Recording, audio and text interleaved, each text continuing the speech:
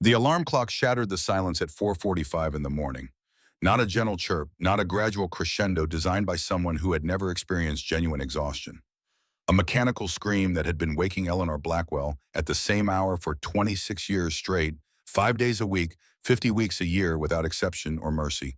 Her hand found the button in the darkness with the precision of muscle memory. The same way it had once found toggle switches in blackout conditions aboard a transport convoy rolling through Iraqi sand. The same way it had located stripped bolts by touch alone when her headlamp died in a dust storm outside Basra, and the repair couldn't wait for dawn. The apartment was small, one bedroom barely large enough for a queen bed and a single nightstand.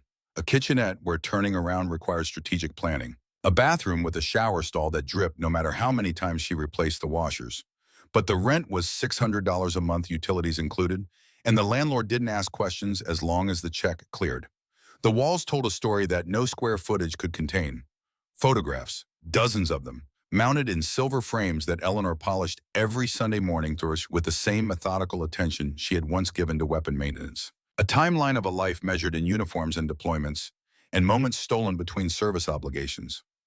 A young woman in Army fatigues, 1975, standing beside an M60 Patton tank at Fort Knox. Her hair regulation shortcut above the collar. Her posture, rigid shoulders back, chin level. Her smile absent.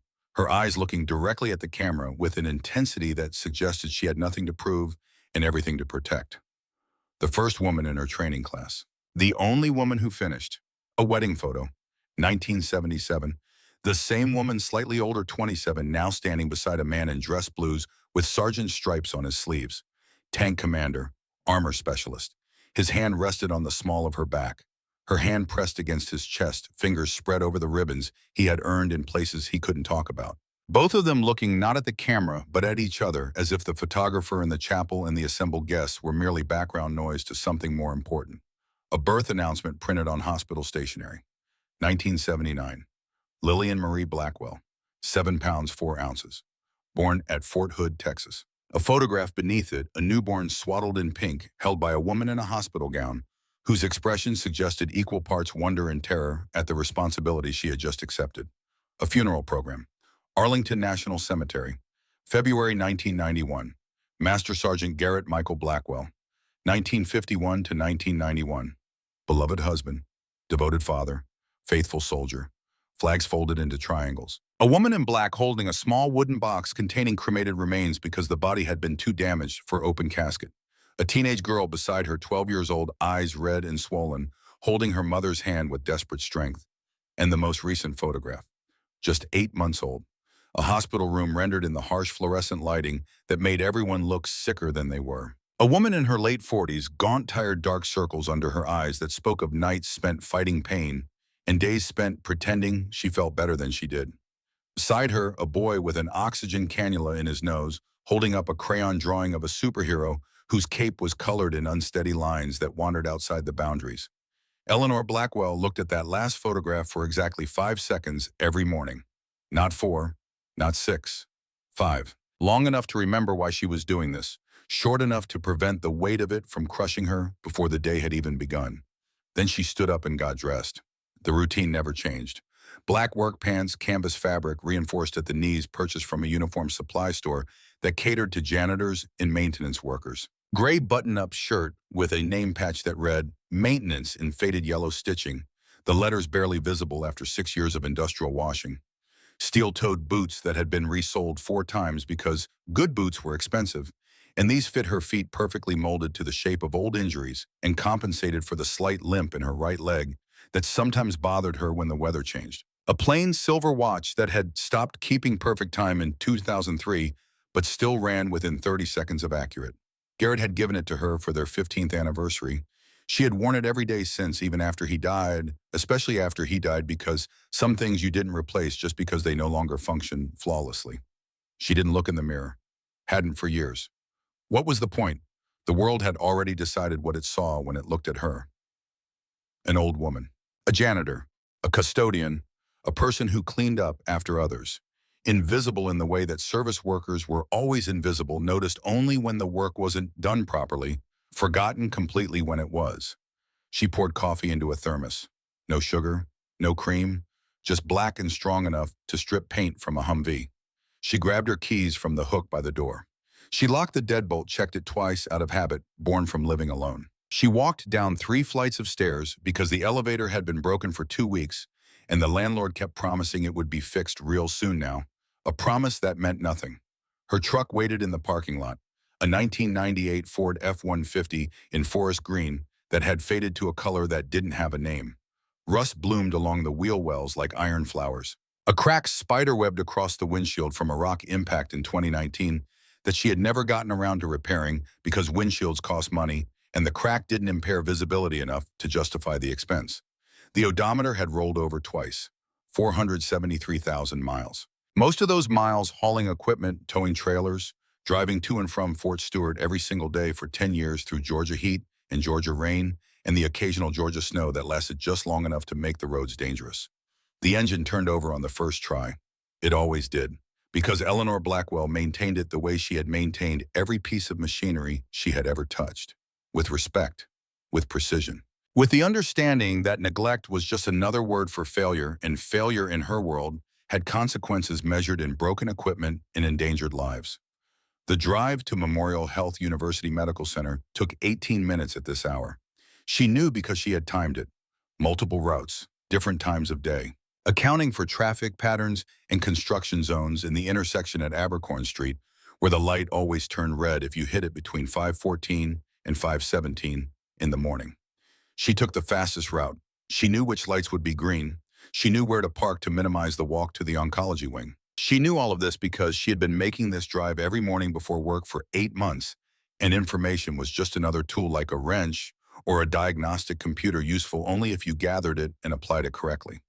The hospital smelled the way hospitals always smell: antiseptic trying to mask decay, chemical cleaners fighting a losing battle against organic breakdown, flowers in vases trying to mask grief with fragrance, coffee from the cafeteria trying to mask exhaustion with caffeine. Room 447, 4th floor, east wing, end of the corridor where the morning sunlight would eventually stream through the windows, but at 5:15 was still just darkness pressed against glass. Eleanor pushed the door open as quietly as the hinges would allow. Old hinges. They squeaked no matter how carefully you moved. She had mentioned it to maintenance 3 times. They had not fixed it, she understood. Their priority list was long, and hinge squeaks were not life-threatening. The woman in the bed was asleep. Her name was Lillian. Lillian Marie Harding now, though she had been a Blackwell for the first 23 years of her life. She was 47 years old. She looked 70. Lupus didn't just attack the body, it attacked time itself, stealing years, collapsing decades into months, making a woman in her 40s look like her mother's sister instead of her daughter. Beside the bed, curled in a reclining chair that didn't recline far enough to qualify as comfortable, was a boy, 11 years old. Owen Christopher Harding. His breathing was labored even in sleep, the slight wheeze of asthma making his chest rise and fall with more effort than it should require.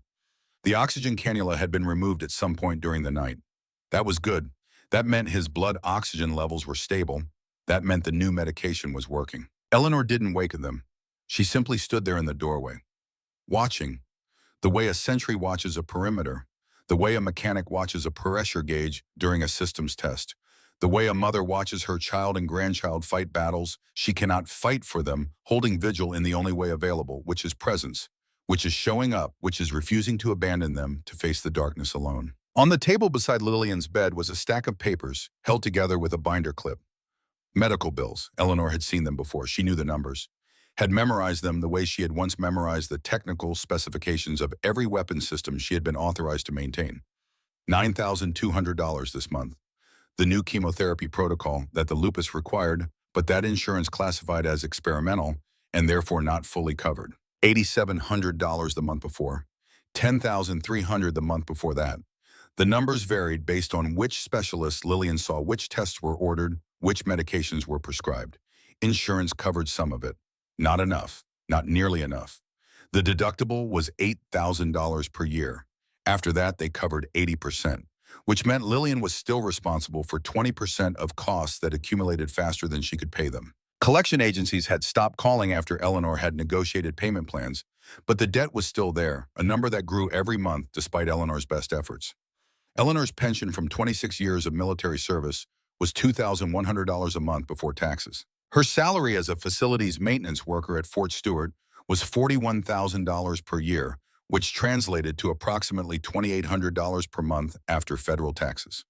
State taxes, Social Security, Medicare, and the mandatory retirement contribution she couldn't opt out of. After rent, after utilities, after Owen's asthma medication that cost $1,500 a month because his inhaler wasn't covered by the Children's Health Plan, and the generic version didn't work as effectively, there was just enough left over to make the minimum payments on Lillian's medical debt. Just enough. Barely. Some months she had to choose between her own medication for the arthritis that made her hands ache and the payment to the collection agency. She chose the payment, always, every time, because her pain was manageable, and Lillian's debt affected her credit, her ability to rent an apartment, her future after Eleanor was gone. Eleanor had been offered consulting contracts, multiple times. Defense contractors had come to Fort Stewart looking for someone with her expertise. They had found her name in old personnel files, had made inquiries, had extended offers, $140,000 per year, housing allowance, per diem. Traveled to forward operating bases in Afghanistan, Kuwait, Germany, anywhere the Army maintained armor units that needed training on maintenance fundamentals. She had declined every offer, because you cannot hold your daughter's hand from 7,000 miles away. You cannot read bedtime stories to your grandson over a satellite connection when he wakes up at 3 in the morning, unable to breathe, terrified, needing the physical presence of someone who loves him to remind him that he's safe. You cannot be present for chemotherapy appointments from a base in Kandahar. Some choices were not really choices at all. Some decisions made themselves. You could dress them up with logic and justifications, but at the core they were simple: stay or go, be here or be gone, choose money or choose family. Eleanor had chosen family, would choose it again, would choose it 1,000 times. She reached out and adjusted Lillian's blanket, just slightly, just enough to cover her shoulder where the hospital gown had slipped down. The fabric was thin. The room was kept cool to prevent bacterial growth. Her daughter needed warmth. Lillian stirred but didn't wake. Her face relaxed slightly under Eleanor's touch.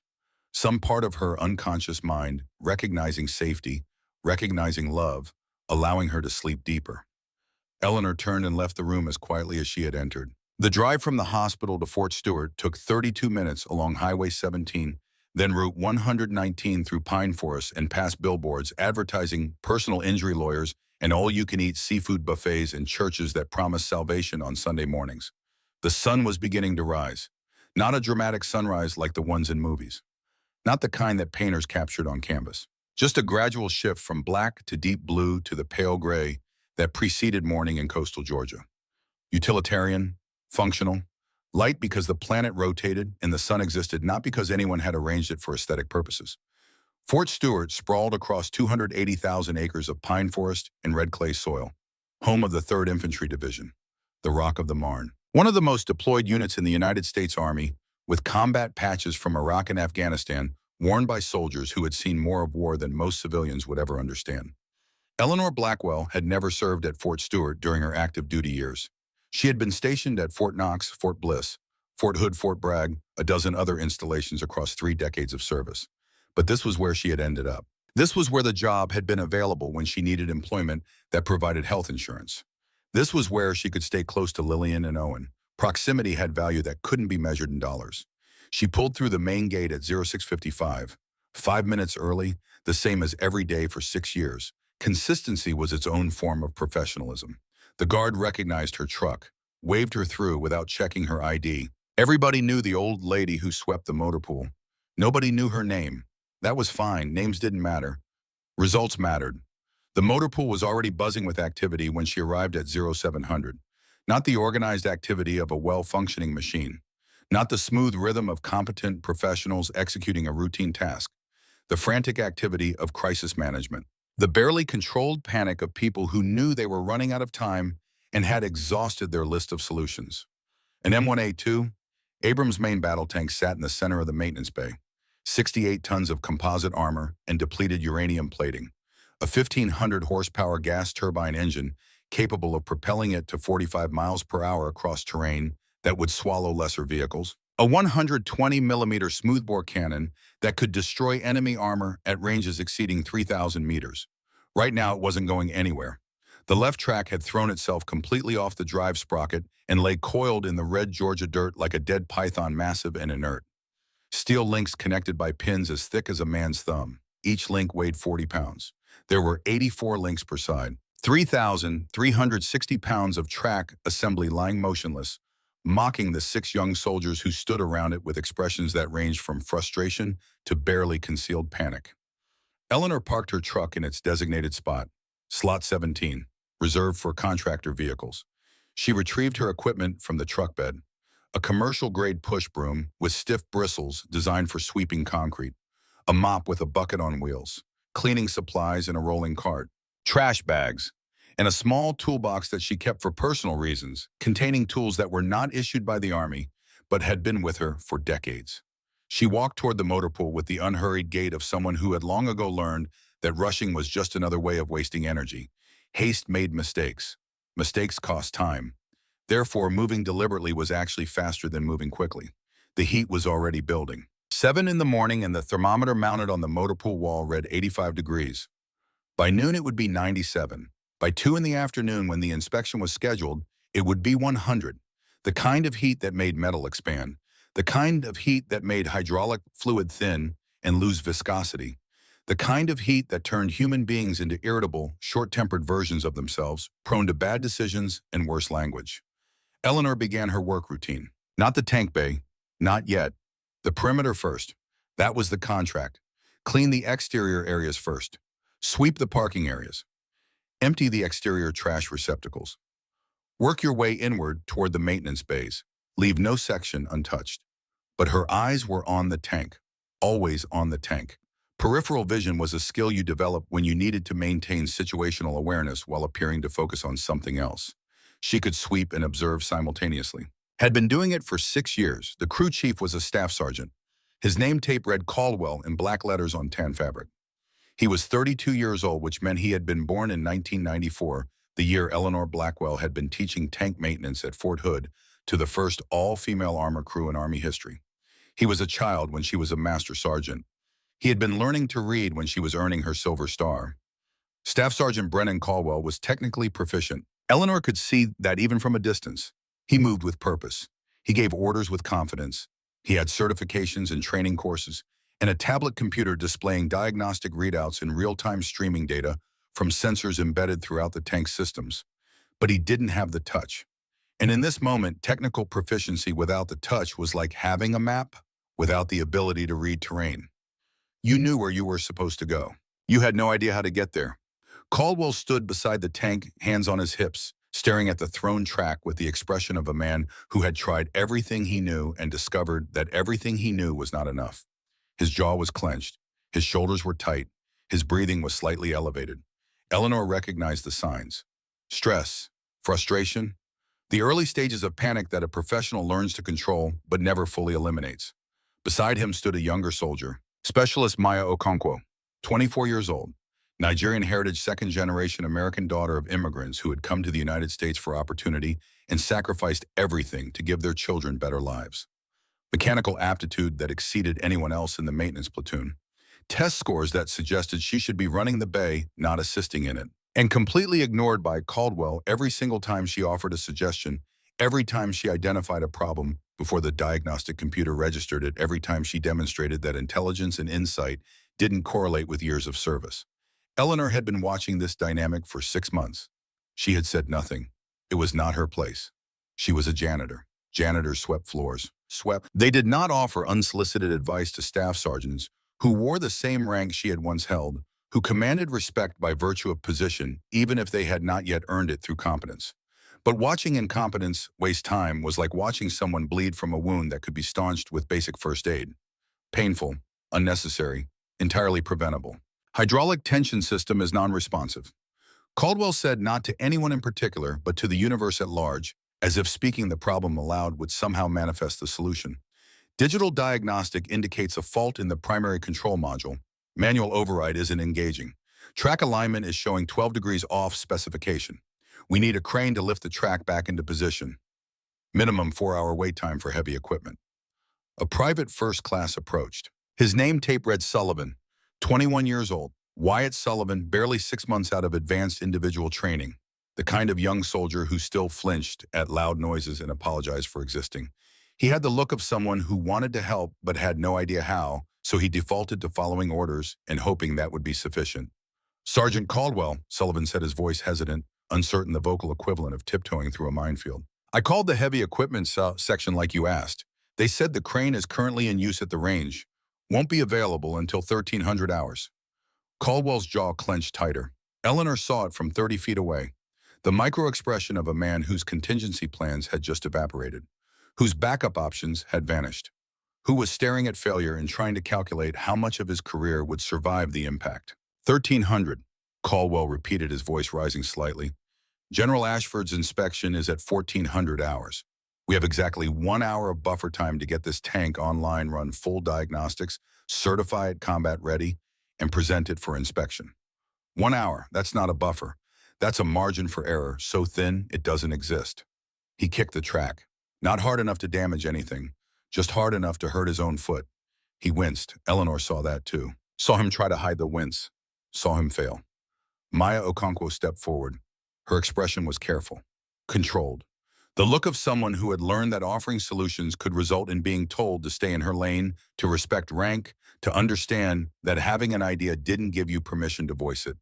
Sergeant, what if we tried? What if we what? Specialist Caldwell snapped, wheeling on her, his frustration spilling over, his professionalism cracking under pressure. What if we asked the tank nicely? What if we visualize positive outcomes? What if we hold hands and pray for a miracle? This is a 70-ton machine with a mechanical failure. It doesn't respond to suggestions. It responds to proper procedures executed with proper equipment, neither of which we currently have. Maya stepped back. Eleanor saw the flash of hurt in her eyes, the same flash she had seen in 100 other young soldiers over 3 decades. The flash that said, I have something valuable to contribute, but no one with authority will listen. The flash that killed initiative and bred resentment and turned talented specialists into soldiers who stopped caring who did the minimum, who counted down the days until their enlistment ended. Eleanor continued sweeping, slow, methodical strokes, left to right, overlapping each pass. The rhythm of repetitive motion that allowed the conscious mind to rest while the subconscious processed information. But she moved closer. Not obviously, not in a way that would draw attention, just gradually working her way toward the tank, toward the problem, toward the moment when she would have to decide whether to remain invisible or to reveal herself. She could see the problem now, even from 20 feet away, even with nothing but her eyes and 5 decades of experience. The track wasn't just thrown, it was twisted. Approximately 11 degrees of rotational misalignment at link 7, the kind of twist that happened when a tank turned too sharply on uneven ground while the track was already under stress and the automatic tension system failed to compensate properly, and the geometry shifted just enough to create a bind point that no amount of hydraulic pressure could overcome. The hydraulics weren't the problem. The hydraulics were responding exactly as designed. They were trying to pull the track back into position, generating thousands of pounds of force, but the twist was creating a mechanical interference, like trying to thread a bolt that was cross-threaded. The harder you forced it, the worse it got. The more pressure you applied, the more you risked damaging the components you were trying to fix. The solution wasn't more force, it was geometry, physics. Leverage applied at the correct angle to redirect the stress, to eliminate the bind point, to allow the track to seat itself naturally instead of fighting against mechanical interference. Eleanor leaned her broom against the wall. She walked toward the tank. You don't need a crane, she said. Her voice was not loud. It didn't need to be. It carried the weight of authority earned through decades of being right when others were wrong, of making decisions that saved lives, of understanding that competence spoke more clearly than volume. Caldwell turned. He saw an old woman in a janitor's uniform. Gray coveralls with maintenance stenciled on the back. Gray hair pulled back in a tight bun. Thick framed glasses that magnified her eyes slightly. Wrinkled hands marked with scars from burns and cuts, and a lifetime of work that left permanent evidence. A slight stoop in her posture that suggested arthritis or old injuries or both. He did not see a master sergeant. He did not see someone who had forgotten more about armor maintenance than he had ever learned. He did not see the solution to his problem standing 3 feet away. Ma'am, Caldwell said, his voice tight with the forced politeness of someone addressing a civilian who had no business interrupting military operations, who was out of their depth, who needed to return to their assigned duties before they caused problems. With all due respect, this is a maintenance evolution. Please return to your assigned duties. Eleanor didn't move. She looked at the track, then at the drive sprocket, then at the road wheels, then at the way the track was lying, the angle of the pins, the position of the end connectors, reading the geometry the way others read words. The track is twisted at link 7, she said, her voice calm, matter of fact, stating observable reality without embellishment. 11 degrees clockwise rotation. Your hydraulic system is fighting the bind point. You keep adding pressure, you're going to shear the retention pins or crack the sprocket teeth. Neither of those outcomes gets you operational before 1400 hours. In fact, both of those outcomes mean this tank is deadline for weeks while you wait for parts. Caldwell stared at her, confusion flickering across his face like static on a screen. How did a janitor know terminology like sprocket teeth and hydraulic bind point? How did someone who cleaned bathrooms understand track geometry? Maya Okonkwo looked at Eleanor with something different in her eyes. Not confusion, recognition. Not of the person, but of the knowledge. The same way you recognize a fellow musician when they start playing, or a fellow athlete when they move, or a fellow professional when they speak the language that only experience teaches. Ma'am, Maya said carefully, respectfully. How can you see the twist from there? The diagnostic computer didn't register any rotational misalignment. Eleanor turned to look at her. Really look at her. She saw intelligence. She saw hunger to learn. She saw the expression of someone who had been silenced too many times and was desperate for validation, for acknowledgement that their observations had value. I'm not seeing it, Eleanor said. I'm reading it. The way the track is lying on the ground. The angle of the retention pins relative to vertical. The position of the end connector relative to the drive sprocket teeth. You don't need instruments to diagnose geometry specialists. You just need eyes and experience. The track tells you everything you need to know if you know how to listen. Caldwell's expression shifted from confusion to irritation. The kind of irritation that comes when someone challenges your expertise in front of your subordinates. When someone suggests that your methods are insufficient. When someone implies that you might be wrong. Ma'am, I appreciate your interest, but this is complex mechanical work. We have diagnostic equipment. We have technical manuals. We have procedures approved by the manufacturer. We have procedures written by engineers who have never changed a track in the field, Eleanor interrupted. Her voice remained calm, even, but there was steel underneath. The kind of steel that had been forged in places where mistakes meant casualties. You have 7 hours until the inspection. You're planning to wait 4 hours for a crane that will take another hour to position correctly, assuming it arrives on time, which heavy equipment never does. Then you'll need 2 more hours minimum to run diagnostics and test fire the weapon system. That's 7 hours. You have 0 margin for error, 0 room for complications, 0 buffer if anything goes wrong. She took a step closer, not aggressive, not confrontational, just present, occupying space with the quiet confidence of someone who knew exactly what they were talking about. I can have this track seated and tensioned in 10 minutes. No crane, no additional equipment, no waiting. Just leverage and physics. Caldwell laughed. Not a cruel laugh, not mocking, just the reflexive laugh of someone hearing something absurd, something impossible. Ma'am, that track weighs over 3,000 pounds. You're suggesting we lift it manually with... He trailed off because Eleanor was already walking toward the tool rack mounted on the far wall of the maintenance bay. She bypassed the pneumatic impact wrenches that could generate enough torque to strip bolts if you weren't careful. The hydraulic jacks were rated for 30 tons. The laser alignment systems that cost $40,000 and required annual calibration. The tablet computers running diagnostic software that analyzed data streams and generated reports and told you what was wrong, but not how to fix it. Her hand reached for something simple, something ancient, something that had been used to move stones for pyramids and lever gates on medieval castles and pry stubborn components apart when finesse failed and force was required. A crowbar, 6 feet of solid iron, chipped paint revealing bare metal underneath. The hook end scarred from decades of use shaped by repeated application against resistant surfaces. A tool that looked like it belonged in a blacksmith shop from the 1800s. Not a modern military maintenance facility equipped with 21st century technology. She pulled it from the rack. The weight settled into her hands like it had always belonged there. Comfortable, familiar. An extension of will translated into leverage. Caldwell stepped forward, his hand raised. Ma'am, you cannot... Sergeant Caldwell. The voice came from the entrance of the motor pool, deep, authoritative, carrying the weight of rank and experience. Chief Warrant Officer Harlan Pritchett, 53 years old, 28 years of service. He had been a tank commander in the same era as Eleanor. He had deployed to the same conflicts. He had served under some of the same commanders. He knew who Eleanor Blackwell was. He had always known. Since the first day she had shown up at Fort Stewart wearing a janitor's uniform and applying for a position that paid $17 an hour. Let her work, Pritchett said quietly. Caldwell turned confusion now mixed with frustration. Chief, with all due respect, she's a civilian contractor. She's not authorized to perform maintenance on military equipment. If she damages that tank, if she hurts herself, the liability. She's authorized, Pritchett said. His tone left no room for argument. Trust me on this one, Sergeant. Let her work. Caldwell looked at the clock mounted on the wall, 0743. He looked at the tank, immobile and useless. He looked at Eleanor standing there with a crowbar in her hands, waiting with the infinite patience of someone who had outlasted entire generations of doubt. He exhaled slowly, a man making a decision he didn't fully understand but recognizing that he had run out of alternatives. 5 minutes, he said.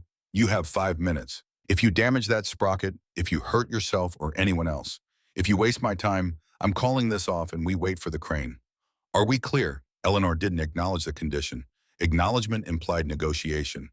This was not a negotiation. She was already moving toward the tank, her focus narrowing to the problem at hand. She circled the Abrams slowly, not examining, reading. The way a doctor reads an X-ray and sees not just bone but the story of old fractures and stress points. The way a navigator reads stars and sees not just light but position and direction. The way an artist reads light and shadow and sees not just what is, but what could be.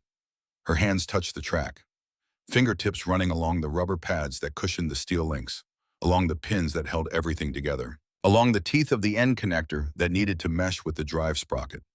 Reading texture, reading temperature, reading the metal's memory of stress and strain, she found the bind point, link 7, just as she had said, 11 degrees of rotational twist. The retention pin alignment was off by exactly 3 millimeters. 3 millimeters over 84 links multiplied by 40 pounds per link, multiplied by the friction coefficient of steel sliding against steel, meant that the hydraulic system was fighting approximately 4,000 pounds of lateral resistance. No wonder it couldn't seat the track. The system wasn't designed to overcome that much force. It was designed to adjust tension, not to fight geometry. But a lever could, if you knew where to place it, if you knew the correct angle. If you understood that Archimedes hadn't been speaking metaphorically when he said, give me a lever long enough and a fulcrum on which to place it, and I shall move the world. Eleanor didn't need to move the world. She just needed to move 3,360 pounds, exactly 2 1/4 inches to the left, while simultaneously rotating it 11 degrees counterclockwise. Simple physics, complex execution. She positioned the crowbar, the hooked end wedged between the track's end connector and the drive sprocket housing. Not random placement, not guessing. Exact positioning based on force vectors and fulcrum efficiency, and 50 years of understanding that steel obeyed the same laws, whether it was 1975 or 2025, whether you were working on an M60 Patton or an M1 A2 Abrams. She looked up at Caldwell, made eye contact. I need your driver in the seat. I need him to engage neutral steer on the left track only. Quarter rotation. Not a full rotation, just a quarter. A bump. You understand? Caldwell hesitated for exactly 1 second, then nodded curtly at Sullivan. Driver's seat. Do what she says. Sullivan scrambled up the side of the tank, his boots finding purchase on the armor plating. He disappeared into the commander's hatch, emerged a moment later through the driver's hatch, lowering himself into the seat, hands finding the controls. Eleanor called up to him. Her voice changed, not the voice of a janitor, the command voice, the voice that had directed maintenance crews during live fire exercises, the voice that had coordinated repairs under mortar bombardment in Beirut, the voice that allowed no room for doubt or hesitation because lives depended on immediate correct execution. Listen carefully, Private. When I say now, you engage neutral steer on the left track only. 1/4 rotation, you'll feel it catch. The moment you feel resistance, you stop immediately. Do not continue the rotation. Do not try to force it. You stop. Understand? Sullivan's voice drifted down from the driver's compartment. Shaky, nervous, but clear. Yes, ma'am. Neutral steer left track, quarter rotation, stop on resistance. Good. Eleanor adjusted her grip on the crowbar.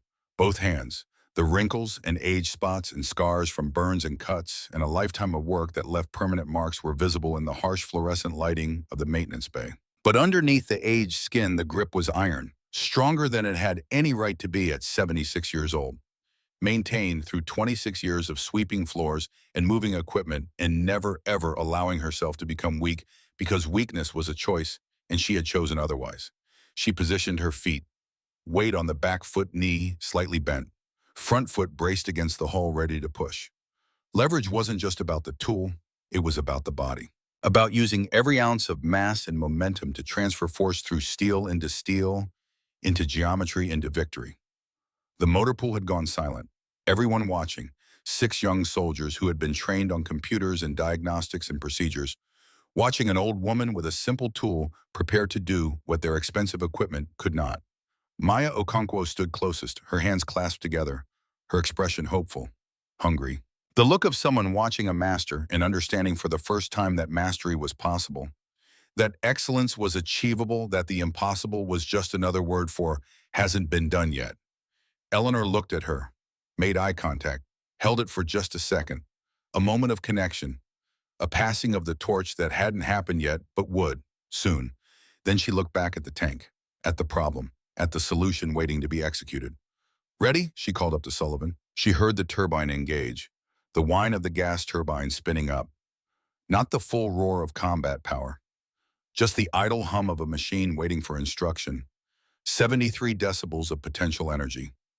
Eleanor's muscles tensed, every fiber, every year, every lesson learned the hard way. She thought about Garrett, who had died working on a track just like this one. She thought about Lillian fighting her own battle in a hospital bed. She thought about 50 years of service that had led to this moment, this test, this proof that she still mattered. Now, Sullivan bumped the transmission. The sprocket began to rotate, slowly, carefully, a quarter turn measured in degrees per second. Eleanor threw her entire body weight onto the end of the crowbar. For one instant, nothing happened. Just resistance, metal against metal, physics against pride, the universe holding its breath. Then geometry reasserted itself. Mathematics became reality. Theory became practice. The track shifted, 2¼ inches. 11 degrees of rotation, exactly enough. The bind point disappeared as if it had never existed. The end connector aligned perfectly with the drive sprocket teeth. The pins found their seats. And with a sound like a rifle shot, sharp, sudden final, the track snapped into position and settled onto the road wheels with the heavy inevitability of an equation solved correctly. The maintenance bay remained frozen in silence. Eleanor released the pressure on the crowbar slowly, methodically. She pulled it free from the gap. She straightened up. She exhaled a long breath, and she patted the fender of the tank affectionately, the way you might pat a horse that had performed well. "She's good to go," she said quietly, almost to herself. She turned around. Caldwell stood there with his mouth slightly open, his tablet computer hanging forgotten at his side. His entire worldview reconstructed in approximately 47 seconds. Maya Okonkwo was crying, not sobbing, not dramatic, just tears running down her face. Tears of vindication, of possibility, of seeing someone who looked dismissed prove that dismissal was just another word for blindness. Pritchett was nodding slowly, a small smile on his face. The smile of someone who had known the punchline before the joke was told. Sullivan emerged from the driver's hatch. What was that?" Eleanor wiped the grease from the crowbar with a rag she kept in her pocket. She walked back to the tool rack, replaced the crowbar exactly where it had been, hung it on the same pegs, returned everything to its proper place because that's what you did. You didn't leave tools lying around. You didn't create hazards. You maintained order. She turned to face Caldwell. "Track is seated," she said. "You'll want to verify the tension specifications using your diagnostic equipment. Check the end connector pins for stress fractures. Run a full systems diagnostic to ensure the track seating didn't cause any secondary issues. But mechanically, she's sound."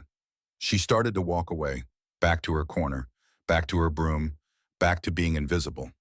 Caldwell found his voice. "Wait, please." Eleanor stopped, didn't turn around initially, just stopped. "Who are you?" Eleanor turned slowly. She looked at this young sergeant who had all the training and none of the wisdom. She looked at Maya, still crying quiet tears. She looked at Sullivan emerging from the tank with an expression of pure awe. She looked at Pritchett, who already knew the answer. "I'm the woman who sweeps your floors," Eleanor said. "Same as yesterday, same as tomorrow." She walked away, but in her peripheral vision she saw Pritchett pull Caldwell aside, saw him retrieve a folder from his office, saw him show Caldwell something, photographs, personnel records, documents, that made Caldwell's eyes go wide with shock. Eleanor didn't stop to explain. Explanations were for people who needed to be convinced. The track spoke for itself. Results spoke louder than credentials. She had work to do. 10 more sections to sweep before her shift ended. A hospital to visit on her lunch break. A grandson who needed his inhaler prescription refilled. A daughter who needed to believe that tomorrow would come. The track was just physics, leverage and geometry, and the application of force at the correct angle. But physics didn't pay medical bills. Physics didn't hold your daughter's hand when she was too weak to hold yours back. Physics didn't read bedtime stories to a boy who couldn't breathe without chemical intervention. Service did that. Work did that. Showing up every day and doing the job that needed doing, whether anyone noticed or not. Eleanor Blackwell returned to her duties, and behind her 6 young soldiers stared at a perfectly seated tank track and began to understand that everything they thought they knew about competence and age and authority might need to be recalculated from first principles. The news spread through the motor pool the way information always spreads in military units, not through official channels or formal announcements, through whispers at the coffee station, through text messages between soldiers, through the invisible network that existed beneath the official hierarchy where real information flowed faster than through proper channels. By 0830, every mechanic in 3rd Battalion knew that someone had fixed the Abrams track in less than 10 minutes. By 0900, they knew it was the janitor. By 0915, the story had mutated into legend. An old woman had lifted the entire track with her bare hands. Eleanor heard none of it. She was in Building 447, the latrine facility, mopping floors with the same methodical attention she brought to every task. Dip mop in bucket, wring excess water, apply to floor in overlapping strokes, rinse, repeat. The rhythm was meditative. Her body moved. Her mind drifted. Not to the track. That was solved, already in the past. Her mind drifted to other tracks, other tanks, other moments when steel had refused to cooperate and human ingenuity had been the only solution available. Staff Sergeant Brennan Caldwell stood in the maintenance bay office staring at a manila folder that Chief Warrant Officer Pritchett had placed in front of him 20 minutes ago. The folder was old, the edges worn soft from handling. The paper inside yellowed with decades, but the words still sharp, still damning. Personnel file. Master Sergeant Eleanor M. Blackwell. Service number, redacted. Date of rank, April 15th, 1989. 26 years of continuous service. Specialty code 91H, track vehicle repairer, later redesignated. 91AM1, Abrams Systems Maintainer. Duty stations read like a geography lesson. Fort Knox, Kentucky. Fort Bliss, Texas. Fort Hood, Texas. Fort Bragg, North Carolina. Deployed in support of Operation Urgent Fury Grenada, 1983. Beirut Peacekeeping Mission, Lebanon, 1982 to 1984. Operation Desert Shield, Saudi Arabia, 1990 to 1991. Operation Desert Storm Iraq/Kuwait, 1991. Awards and decorations formed a list that made Caldwell's own service record look sparse by comparison. Army Commendation Medal with 2 oak leaf clusters. Army Achievement Medal with 4 oak leaf clusters. Meritorious Service Medal, Navy Achievement Medal, Good Conduct Medal with 8 knots representing 40 years of continuous honorable service if you counted reserve time. National Defense Service Medal with Bronze Star device. Southwest Asia Service Medal with 2 campaign stars. And near the bottom, almost buried among routine citations, one line that Caldwell read 7 times, Silver Star. Authorized December 3, 1991. Citation for gallantry in action during Operation Desert Storm. Master Sergeant Blackwell, while under indirect mortar fire and with complete disregard for her own safety, repaired critical mechanical failures on 3 M1A, 1 Abrams tanks, enabling their crews to continue combat operations and preventing catastrophic loss of equipment and personnel. Her technical expertise and courage under fire directly saved 11 soldiers and maintained tactical momentum during a critical phase of ground operations. Her actions reflect great credit upon herself and the United States Army. Caldwell looked up at Pritchett. His voice came out hoarse. The janitor has a silver star. Master Sergeant Blackwell, Pritchett corrected gently. She's not a janitor who used to be a soldier. She's a soldier who currently works as a janitor. There's a difference. Why didn't she tell us? Why didn't she say anything? Pritchett sat down heavily in the chair across from Caldwell's desk. He looked tired in a way that had nothing to do with lack of sleep. The kind of tired that came from watching history repeat itself, from seeing the same mistakes made by new generations who thought they had invented wisdom. Her daughter has lupus, Pritchett said. Autoimmune disease. Attacks the body's own tissues. Treatment costs $9,000 a month. Her grandson has severe asthma. Another $1,500 a month in medications. Insurance doesn't cover everything. Someone has to pay the bills. He gestured at the folder. She's been offered consulting contracts multiple times. Defense contractors would pay her 6 figures to train their personnel. She turns them all down. You want to know why? Caldwell nodded mutely. Because consulting contracts require travel. 6 months in Afghanistan, 4 months in Kuwait, 2 months in Germany. And you can't hold your daughter's hand from Kandahar. You can't read to your grandson from 7,000 miles away when he wakes up at 3 in the morning unable to breathe. Pritchett's voice softened. So she takes a job that pays $41,000 a year. A job with health insurance. A job that lets her be here. Present, available. She chooses proximity over prestige, poverty over pay. She chooses family. Caldwell closed the folder slowly. His hands were shaking slightly, not from fear, from the realization that the most competent person in this entire battalion had been invisible for 6 years, had been sweeping their floors, emptying their trash, cleaning their toilets, while he had dismissed her with barely a glance. I need to apologize to her. You need to learn from her, Pritchett said. Apologies are words. Change is action. Show her you learned something by treating the next person better. That's how you apologize to someone like Eleanor Blackwell. 9:15 in the morning, the temperature had climbed to 88 degrees. Eleanor finished mopping the latrine and moved on to the administrative offices, empty coffee cups and trash cans, dust on windowsills that accumulated despite the air conditioning, scuff marks on linoleum that required 3 passes with the industrial buffer to remove completely. She worked alone. There was another custodian assigned to Fort Stewart, but he covered the evening shift 1700 to 0100. They had met exactly twice in 6 years, exchanged nods, no conversation, no relationship, just 2 people whose paths crossed at shift change and who had nothing to say to each other. Eleanor preferred solitude. Conversation led to questions. Questions led to stories. Stories led to recognition. Recognition led to complications. She had complications enough without adding more. But the track fix had changed something. She could feel it. The way soldiers looked at her as she passed in the hallway, not through her, at her. The way their conversations paused when she entered a room. The way their expressions shifted from indifference to something else. Curiosity, respect, interest. It would pass. Attention spans were short. By tomorrow, they would forget. By next week, she would be invisible again. That was acceptable. Invisibility had advantages. 10:05. Eleanor was sweeping the area behind the motor pool and alley where soldiers took smoke breaks and left cigarette butts, despite the no smoking signs when she heard Ray's voices. Not quite yelling, not quite panic, but urgent, stressed. She set down her broom and walked toward the source. The Abrams was back in the maintenance bay. The same tank. Track still seated, still operational. But something new was wrong. Caldwell stood beside it, his face drained of color. Maya Okonkwo was on her knees beside the left rear idler wheel, both hands pressed against a burst hydraulic line, high-pressure oil spraying between her fingers, coating her arms, her face, her uniform in slick black fluid. Sullivan was on the ground clutching his left forearm. His sleeve was soaked dark.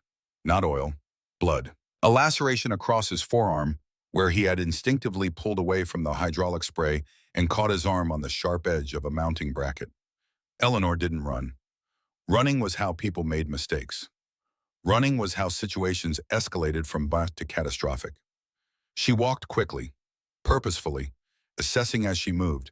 The hydraulic line had ruptured, not during the track seating, afterward, during diagnostic testing. Someone, probably Caldwell, trying to verify proper tension, had overpressurized the system. The line was old, weakened by years of heat cycling and pressure cycling, and it had failed the way all weakened components eventually fail catastrophically and without warning. The spray had caught Sullivan across the arm. Not a deep injection, thank God. Hydraulic fluid injection injuries could be catastrophic. Fluid forced under the skin at 3,000 psi could cause tissue, death, require amputation.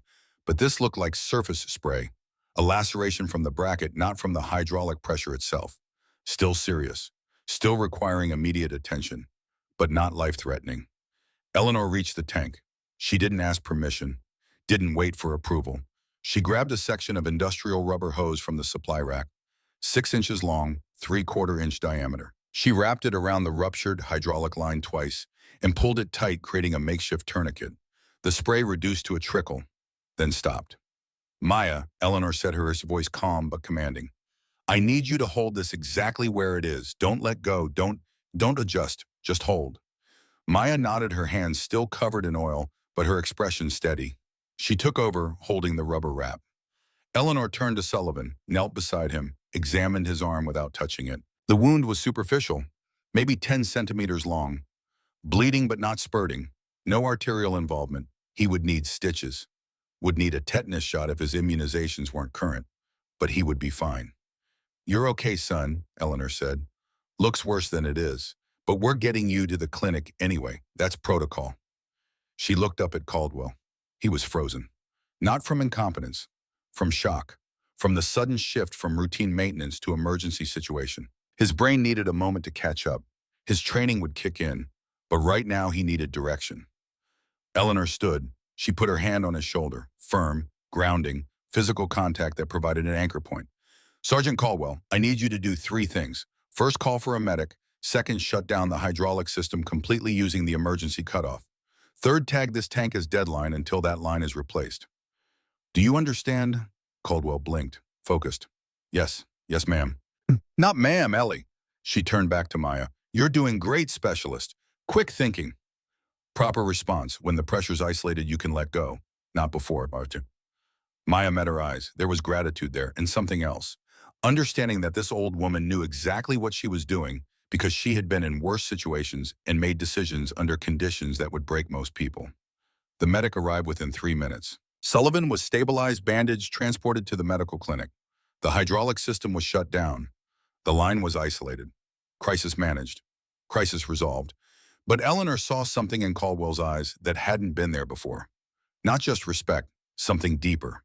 Vulnerability. The recognition that his technical training had not prepared him for the chaos of real-world failures, and that competence under pressure was a skill that couldn't be taught in a classroom. She returned to her work, picked up her broom from where she had left it, started sweeping. Caldwell approached. He stood there for a moment, not speaking, not moving, just present. Eleanor continued sweeping, the familiar rhythm, left to right, overlapping passes. Master Sergeant Blackwell, Caldwell said finally, using her rank, deliberately, respectfully. Chief Pritchett showed me your file. Eleanor didn't stop sweeping. Did he? You have a silver star. I do. For saving lives under fire. That's what the citation says, yes. Caldwell was quiet for a moment. Why didn't you tell us? Why didn't you say something? Why have you been sweeping floors for 6 years when you could be... Could be what? Eleanor interrupted, gently still sweeping. Making more money, traveling the world, teaching mechanics in air-conditioned classrooms while someone else cleans the bathrooms. She stopped sweeping, leaned on the broom handle, looked at him directly. I chose this, Sergeant. I chose to be here, to stay close to my family, to be available when my daughter needs me. Money doesn't matter if you're not present for the people who need you. Prestige doesn't matter if you're absent when it counts. She resumed sweeping. Besides, what was I going to do? Walk in here on my first day and announce my service record? Tell everyone about my medals. That would have made me exactly what you assumed I was. An old person living in the past. Someone trying to relive glory days instead of accepting that those days are over. She moved to the next section. Caldwell followed. I'd rather you learn the lesson the right way, the hard way, by watching someone you dismissed turn out to be useful. That's a lesson that sticks. That changes how you see people, how you lead. Caldwell nodded slowly. Processing. I was wrong about you. You were wrong about a lot of things, but you're learning. That's all anyone can ask. Beirut, Lebanon, October 23, 1983. Eleanor had been 33 years old, staff sergeant then, 3 stripes up, 2 rockers down, deployed with a rapid response maintenance team attached to the multinational force peacekeeping operation. Her job was straightforward in concept, complex in execution. Keep the light armored vehicles operational. Keep the Marines mobile. Keep everyone alive long enough to complete a mission that seemed to change definition every week. The barracks bombing happened at 6:23 in the morning. Eleanor was in the motor pool performing preventive maintenance on a LAB-25 that had been running rough the previous day.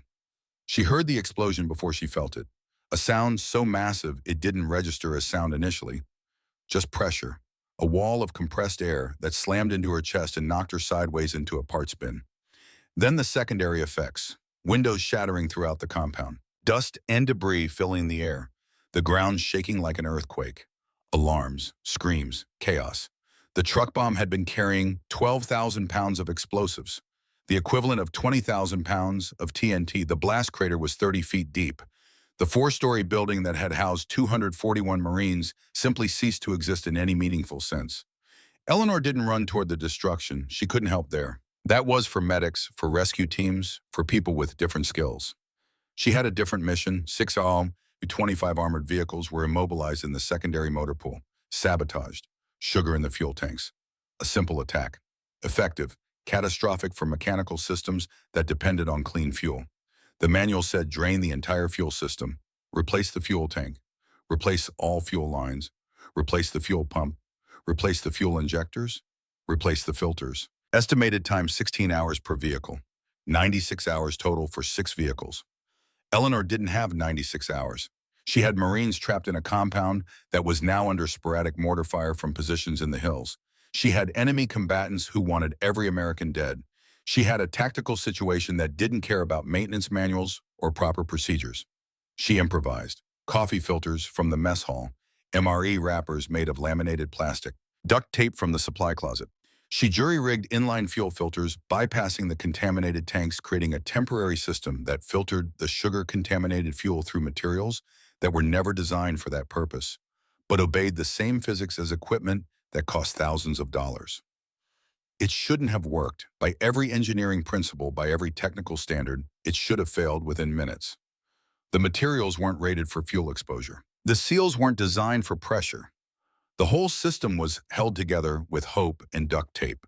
It worked for 72 hours, long enough to evacuate the wounded, long enough to reestablish perimeter security, long enough to save 19 Marines who would have died if those vehicles hadn't been Moby. Oh, if Eleanor Blackwell hadn't understood that sometimes the solution wasn't in the manual, it was in the material properties of coffee filters and the adhesive strength of duct tape. She received the Navy Achievement Medal, not from the Army, from the Navy, because the Marines didn't forget people who kept them alive.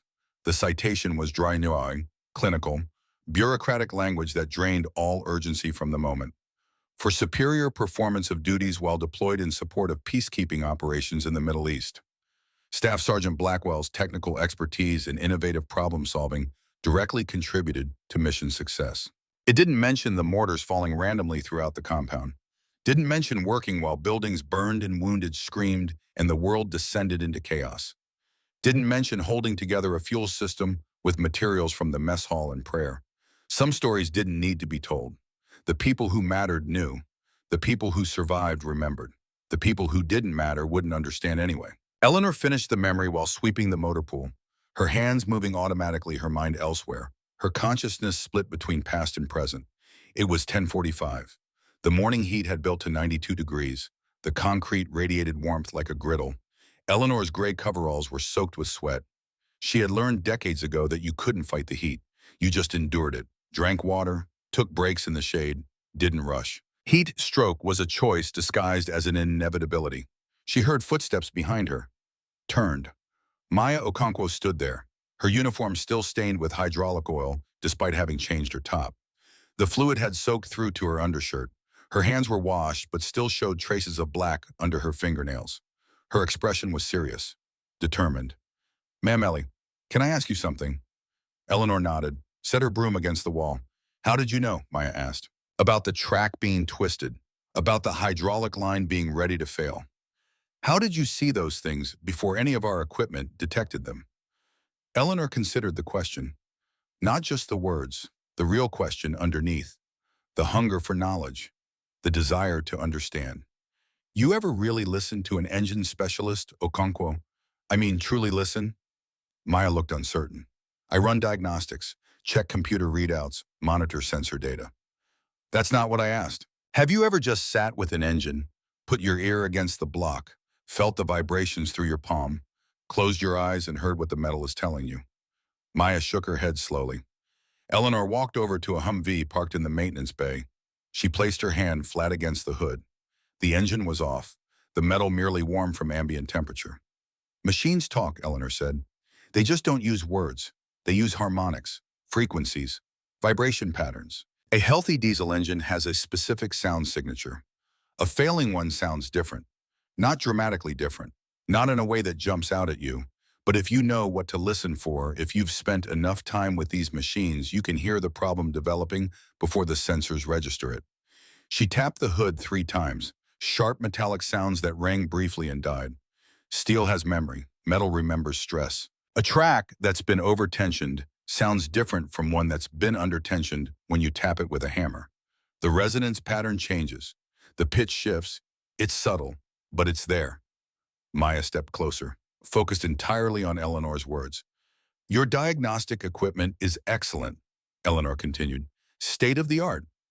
It can measure pressures and temperatures and fluid dynamics down to decimal points, but it can't feel, can't interpret context, can't know that a hydraulic line is about to fail unless the failure is already happening. It's reactive, not predictive.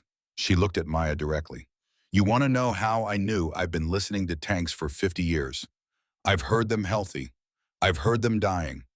I've heard them scream when they're pushed too hard and purr when they're running perfect. That's not something you learn from a manual. That's something you earn. Through repetition. Through attention. Through caring enough to notice the small things. Maya was quiet for a long moment. Will you teach me?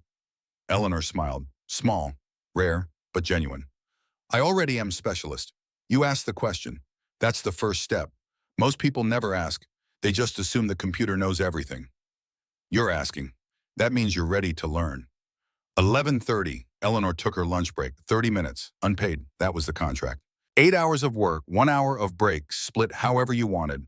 She chose 30 minutes at lunch, 15 minutes mid-morning, 15 minutes mid-afternoon. She sat in her truck with the windows down. The air conditioning had broken 2 years ago. She hadn't fixed it. Another expense that wasn't necessary. Heat was uncomfortable but not dangerous if you stayed hydrated. She ate the sandwich she had packed that morning. Peanut butter and strawberry jelly on whole wheat bread. The same sandwich she ate every day. Routine reduced decision fatigue. Decision fatigue wasted energy. Energy was finite. She spent hers on things that mattered. She didn't turn on the radio, didn't check her phone beyond glancing at the screen to see if Lillian had texted. No messages. That was good. No news was good news in this context. If something was wrong, they would call. She sat in silence, ate methodically, existed in the quiet space between tasks where memories lived.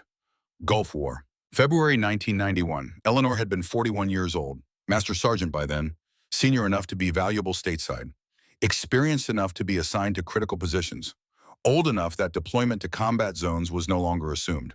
She had not deployed to Saudi Arabia or Kuwait. She remained at Fort Hood maintaining reserve equipment, training rotation personnel, doing the unglamorous work that kept the logistics pipeline functional. Her husband had deployed. Tank commander, M1A1 Abrams, 2nd Armored Cavalry Regiment, call sign Reaper 6, Master Sergeant Garrett Michael Blackwell. 20 years of marriage, 17 of them spent at different duty stations passing each other like ships at watch change. But when they were together, it worked. They understood each other's language, accepted each other's sacrifices. February 26, 1991. Eleanor was at Fort Hood conducting maintenance training for a reserve unit scheduled to deploy in April. The training was interrupted at 1400 hours. Call to the captain's office. Urgent. Private conversation required. She knew before she picked up the receiver. You always knew. The voice on the other end was apologetic but professional. Mrs. Blackwell, this is Lieutenant Colonel Morrison from Casualty Notification. I regret to inform you that your husband, Master Sergeant Garrett Michael Blackwell, was killed in action at approximately 0800 hours local time during combat operations near the Iraqi-Kuwaiti border. The details came later. Friendly fire incident, fog of war, 2 M1A1 tanks from different units engaging what they believed was an enemy position. Neither unit aware the other was in the area. Reaper 6 caught in the crossfire. Disabled by mechanical failure crew outside the tank attempting to repair a thrown track under fire from enemy positions they couldn't see through the smoke. The 120mm round hit the hull at an oblique angle. Penetrated. Killed Garrett instantly. That's what they told her. Instantly. As if the speed of death somehow reduced the size of the hole it left behind. Eleanor didn't cry when she received the notification. She thanked the lieutenant colonel. She hung up the phone. She walked back to the maintenance bay. She finished teaching the class because 30 soldiers needed the training and her personal tragedy didn't change that reality. She cried later, alone, in her apartment, With the door locked and the lights off, and Lillian staying with a friend because her 12-year-old daughter didn't need to see her mother break. The funeral was at Arlington, full military honors, 21-gun salute that echoed across the cemetery like thunder. Taps played on a bugle, the notes hanging in the cold February air, mournful and final. Eleanor received the flag, folded into a triangle by honor guard members whose white gloves never left a mark on the fabric. She held it and felt the weight. Not the physical weight, the symbolic weight of a life reduced to cloth and ceremony. She also received Garrett's personal effects, his wedding ring, his wallet, his dog tags, and his toolbox. Standard Army issue, olive drab metal, dented from years of use, covered in stickers from every base he had been stationed, Fort Knox, Fort Carson, Fort Hood, Fort Irwin Gruffenware. She opened the toolbox once, saw his tools still organized exactly the way he had always kept them. Wrenches arranged by size, sockets nested together, a photograph taped inside the lid. The three of them. Christmas, 1987. Garrett in his dress uniform. Eleanor beside him wearing the dress she had worn to the NCO ball. Lillian in front, 8 years old, smiling wide, showing the gap where she had lost her 2 front teeth. Eleanor closed the toolbox, put it in her bedroom closet, never opened it again. But she kept it. Some things you didn't discard, some connections you maintained even when the person was gone. She kept working, kept serving, because that's what Garrett would have done. That's what soldiers did. You didn't quit because the world broke your heart. You continued, you adapted, you survived. You found meaning in the mission because without meaning, grief consumed everything. Present day, 11:45. Eleanor finished her sandwich, drank water from the canteen she refilled every morning, started her truck, drove back to the motor pool. The afternoon shift was always harder. The heat was worse, the fatigue accumulated, but the job didn't care about difficulty. The floors needed sweeping, whether Eleanor felt like sweeping them or not. She parked, retrieved her equipment, resumed her work. Caldwell was waiting near the maintenance bay. He wasn't alone. Maya stood beside him. Pritchett was there too. And Sullivan back from the medical clinic, his arm properly bandaged, 7 stitches holding together a laceration that would scar, but wouldn't impair function. Eleanor felt something shift in the air. This wasn't casual. This was intentional. Master Sergeant Blackwell, Caldwell said, using her rank consistently now, no longer dismissive, no longer patronizing. We need to ask you something. Eleanor waited. She had learned long ago that silence was often the best response. It created space for others to speak, forced them to articulate what they actually wanted instead of dancing around it. General Ashford's inspection is in 2 hours and 15 minutes, Caldwell continued. The track is operational. The hydraulic line is being replaced. The diagnostics are running clean. But, he paused, gathering courage, admitting vulnerability. I don't trust my own work anymore. I keep second-guessing myself, wondering what I'm missing, what I can't see, what the computer isn't telling me. His expression was honest, raw. The look of someone who had discovered that competence was more fragile than he had believed. We're all asking if you would inspect the tank, verify our work, make sure we haven't missed anything. I know it's not your job. I know we have no right to ask. But if there's something wrong, you'll see it. And I'd rather know now than have this tank fail during the general's inspection. Eleanor looked at the 4 of them, young soldiers, competent but uncertain, humbled by the realization that tools and training weren't enough. That wisdom mattered. That experience was its own form of technology that couldn't be purchased or downloaded. She could say no. She could stay in her lane, continue with her assigned duties, let them succeed or fail on their own merits. But that wasn't who Eleanor Blackwell was. That wasn't who she had ever been. Service wasn't something you turned on and off based on convenience. It was a commitment, a choice you made every day, to help, to contribute, to share what you knew with people who needed to know it. Show me the tank, she said. They walked together across the motor pool. Not as supervisor and subordinates, not as officer and enlisted, as colleagues united by common purpose. Eleanor circled the Abrams slowly, methodically. Her hands moved across surfaces like a blind person reading Braille, checking seals, testing connections, reading the metal's story through texture and temperature. She found 2 issues. Minor, not critical, but small things compounded into catastrophic failures if left uncorrected. Track tension needed adjustment. 1/2 degree too tight on the left side. Enough to cause premature wear, but not enough to trigger a diagnostic alert. A hydraulic fitting on the turret traverse system wasn't torqued to specification. It would hold, but it might work loose under sustained operation. Might cause a slow leak that wouldn't manifest for weeks. She showed Maya how to adjust track tension without relying on the computer.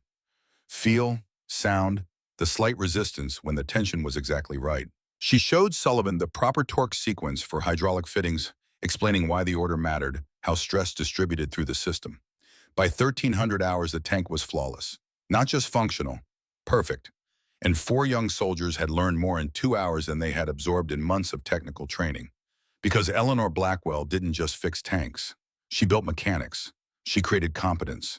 She passed forward knowledge that would outlive her. 13:15, 45 minutes before General Ashford's scheduled arrival. Eleanor nodded with satisfaction. "You're good to go, Sergeant Caldwell. Tank is mission ready. Better than mission ready. It's parade ground perfect." Caldwell stood at attention. "Master Sergeant, I need to apologize. For this morning, for dismissing you, for treating you like—" Eleanor raised a hand, stopped him. "Apologies are just words, Sergeant. They cost nothing. They mean nothing unless they're backed by change. You want to apologize, show me you learned something. Treat the next person you meet with respect regardless of what they look like or what job they're doing. That's how you apologize, not with words, with behavior." She looked at all of them. "Every person you meet knows something you don't, has experience you haven't earned, has lessons you haven't learned. Your job as a leader is to recognize that, to listen, to learn. Rank doesn't equal wisdom, age doesn't guarantee knowledge. But dismissing someone because they don't fit your expectations guarantees you'll miss opportunities." She started to walk away, back to her duties, back to the work that paid her bills and kept her close to family. Maya called out, "Ellie, thank you for everything." Eleanor turned, nodded once. "You're welcome, specialist. Keep asking questions, keep listening. The machines will teach you everything you need to know." She left the maintenance bay, retrieved her broom, resumed sweeping. The work continued. The day progressed. The heat built toward its afternoon peak. And somewhere in the motor pool, young soldiers stared at a perfect tank and understood that they had been given a gift. Not just fixed equipment, but wisdom, perspective, a glimpse of what mastery looked like when it didn't announce itself, when it worked quietly, when it served without demanding recognition. Eleanor Blackwell swept floors and prepared mentally for what was coming, because in 90 minutes a 3-star general was going to arrive. A general who had been a lieutenant when Eleanor trained her. A general who had tried to find Eleanor for years. A general who was about to discover that the legend she had been seeking was here all along, pushing a broom invisible in plain sight. The reckoning was coming. Eleanor was ready. 13:55, 5 minutes before the appointed hour. The motor pool had transformed. The same concrete floors that Eleanor swept every day. The same corrugated steel walls that trapped heat and amplified sound. The same smell of oil and solvents and Georgia red clay dust that no amount of cleaning could eliminate. But the atmosphere had changed. Tension had given way to something different. Not confidence exactly. Too fragile for that. Hope, perhaps. Or the beginning of respect earned through witnessing competence that defied expectation. The M1A2 Abrams sat in the center of the bay like a monument. Tracks seated perfectly. Hydraulic systems repaired and tested. Diagnostic computers displaying green status indicators across every parameter. 68 tons of American military engineering ready to demonstrate capability. Staff Sergeant Brennan Caldwell stood beside the tank, clipboard in hand, running through his pre-inspection checklist for the 8th time. Not because he needed to verify the items. He had verified them. Repeatedly. But motion was better than stillness. Activity was better than waiting. Doing something was better than standing idle while anxiety built. Specialist Maya Okonkwo polished the external armor panels with a cloth removing invisible dust that probably didn't exist. The armor gleamed. She polished anyway. Nervous energy seeking outlet. Private Wyatt Sullivan sat in the driver's compartment running final systems checks. His bandaged arm rested carefully on the control panel. The injury wasn't serious. The lesson had been profound. He understood now that procedures existed because people had died learning them. Safety wasn't bureaucracy. It was memory, written in blood. Chief Warrant Officer Harlan Pritchett stood near the bay entrance watching the road, waiting for the dust cloud that would announce the general's convoy. His expression was calm, but Eleanor recognized the tension in his shoulders. Pritchett knew what was coming, had known for 6 years, had kept the secret because that's what Eleanor had asked. And Eleanor Blackwell swept the floor 50 feet from the tank, maintaining the careful distance between assistance and interference, between helpful and intrusive. She had done her part, fixed what was broken, taught what needed teaching. The rest belonged to them. 1,400 hours. The Humvee convoy appeared exactly on schedule. 3 vehicles in tactical formation. Lead security, command vehicle, trail security. Military precision that allowed for no delays and accepted no excuses. The convoy halted, engines cut, doors opened with mechanical precision, and from the center vehicle a woman emerged into the Georgia heat wearing 3 silver stars on her collar and an expression that suggested she had survived 34 years in the Army by being harder than any obstacle placed before her. General Victoria Ashford was 57 years old now. She had commanded a tank platoon in her 20s, a company in her 30s, a battalion in her 40s. She had deployed to Iraq 3 times, Afghanistan twice. She had earned every rank through competence and leadership and an absolute refusal to accept mediocrity from herself or anyone under her command.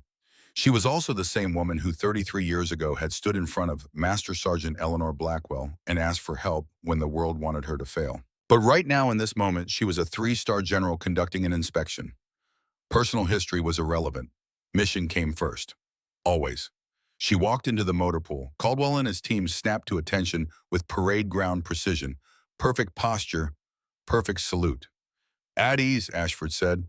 Her voice carried natural authority, the kind that came from 3 decades of being obeyed without question.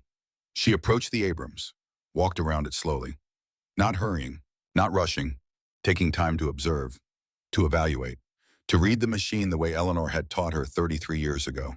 She ran her hand along the track, felt the tension, proper, not too tight, not too loose, precisely within specifications. Exactly right. She examined the replaced hydraulic line. New fitting, properly torqued. No leaks visible. Textbook installation. She glanced at the diagnostic panel. Green lights across the board. Optimal performance indicators. Everything functioning as designed. She nodded once. Small, economical, but it meant everything. "Good work, Sergeant Caldwell. This tank is mission ready. Exemplary maintenance standards." Caldwell exhaled slowly, relief flooding through him like water through a breach. "Thank you, General. My team performed exceptionally well today under challenging circumstances." Ashford's eyes narrowed slightly, the expression of someone who heard what wasn't being said as clearly as what was. "Your team, were there any other contributors to this outcome?" This was the moment, the choice, the fork in the road where character revealed itself. Caldwell could claim the victory, could take credit, could advance his career on the foundation of someone else's expertise, and no one would question it because generals didn't have time to verify every detail. Eleanor watched from her corner, broom moving in steady rhythm, expression neutral, waiting to see what kind of man Brennan Caldwell would choose to be. Caldwell straightened his posture, squared his shoulders, made his choice. "General, I need to be completely honest. We experienced a critical failure this morning. Thrown track. I attempted multiple solutions using standard procedures and available equipment. All failed. We were preparing to wait 4 hours for crane assistance when our facility's maintenance contractor fixed it in 10 minutes using a crowbar and leverage." He paused, swallowed, continued. "Our facility's maintenance contractor is Master Sergeant Eleanor Blackwell, retired. 26 years of service. Silver Star recipient. She's been working here as a custodian for 6 years. I didn't know who she was until Chief Pritchett showed me her personnel file after she fixed our tank." Something changed in Ashford's expression. Not surprise, recognition. The kind that comes when a name from your past suddenly materializes in your present. "Blackwell," she said quietly. "Eleanor Blackwell is here at Fort Stewart." "Yes, ma'am, she's—" But Ashford was already turning, scanning the motor pool, eyes moving across faces past equipment, searching for something specific. And then she found it. An old woman in gray coveralls, standing in the corner of the maintenance bay, holding a broom, looking back with calm, steady eyes that hadn't changed in 33 years. Eyes that had seen too much to be impressed by rank. Eyes that had earned the right to stand equal with generals. "Blackwell," Ashford said.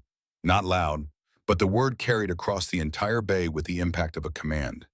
Eleanor set down her broom carefully, positioned it against the wall, stood straight, not at attention.